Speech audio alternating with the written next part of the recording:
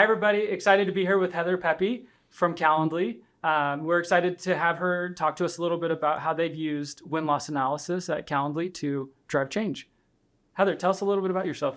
Sure. So I sit within product marketing at Calendly, and I lead our solutions and customer marketing teams. So we're responsible for solutions programs and campaigns that target our key ICPs. So that includes messaging and positioning. Also, we create collateral for our sales and CS teams.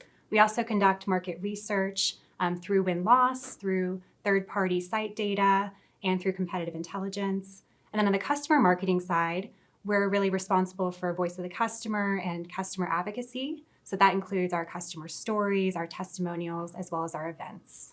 Heather, you've been running this win-loss program for almost 3 years now.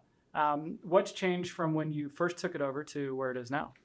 Sure. So when I started the program at Calendly, I did a listening tour with our sales, customer success, marketing, and product teams to really uncover what would be most valuable for them to hear from the win-loss program. Mm-hmm. And as Calendly has evolved over the past 3 years we've been running the program, we've really adapted the program to those business changes. So for instance, if we've had a change with our sales leadership, or we've sunset a product, or we've had a shift in our company objectives, that's when we'll make changes to the program to adapt to those company changes. And as we have new leaders and new stakeholders involved in the program, that's when I'll introduce it to them, get buy-in, and then we'll make changes to our interview guide, for instance, and maybe focus on a certain type of buyer or a certain product that will help us align better with Calendly's company objectives. Mm-hmm. So I've also been fortunate enough to have advocates on the executive team. I know that they're reading all the interviews as they come through. And our CRO in particular has been a big proponent of the program and getting buy-in from the rest of the executive team. And at this point, we've run several programs with close. We have our traditional win-loss. We've done over 200 interviews for that. And then we've also run an ICP-specific program where we are targeting those key buyers. Mm-hmm. And then most recently, as you know, we've been using the flex interviews, which are the async audio and video interviews, to really understand those buyers on the PLG side of the business.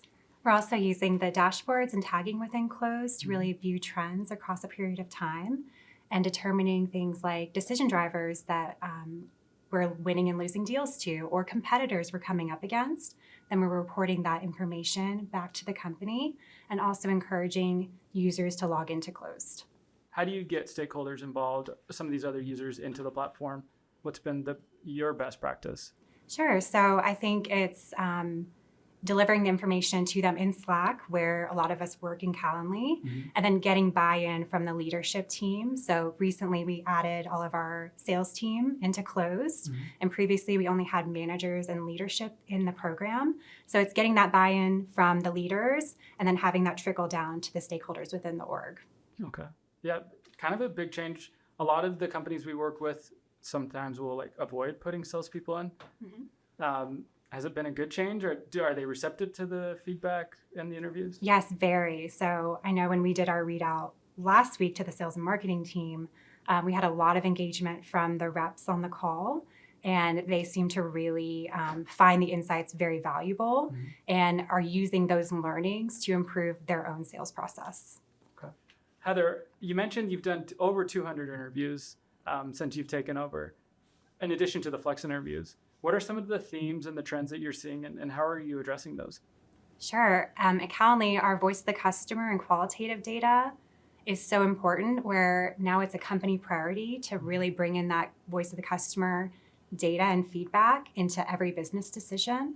And direct customer feedback is so important for teams like our sales and CS teams, where we can really understand where those challenges and blockers are. And then we can then make changes to our own processes to really improve the customer experience. And then on the PLG side of the business, it's really understanding what are those challenges and blockers within that customer journey, and how can we make improvements to that first-time user experience. Mm-hmm. We're also using the dashboards and tagging within close to really view trends across a period of time and determining things like decision drivers that we're winning and losing deals to, or competitors we're coming up against. Then we're reporting that information back to the company and also encouraging users to log into closed. there's obviously so much that goes into running a win-loss program on top of all the other aspects of your role. How do you share win-loss specific insights across the organization? Sure. So we have a dedicated win-loss Slack channel, and the interviews populate as soon as they're published and in real time. We also conduct quarterly readouts, and for this quarter, we're actually trying something different. And right now, we're actually trying more roadshow style presentations with specific departments, so smaller groups versus one large readout to really create more engagement and collaboration. And they can have the opportunity to ask questions and really talk about actionable next steps. Okay. No, it's been fun to watch your program grow and develop, and I love how you've addressed some of those things of like how you've evolved it over time. Kind of a takeaway for everybody. What's if they're new to this, or like they've just jumped into a role, or maybe somebody left and they're the new person in charge of win-loss, what's your advice to them to get up and running and to have a successful program like Calendly does? Sure. I would say first is executive sponsorship. So really leaning into the executive who you'd get the most buy-in for the program. And then we can have that top-down approach where they really socialize the value of it.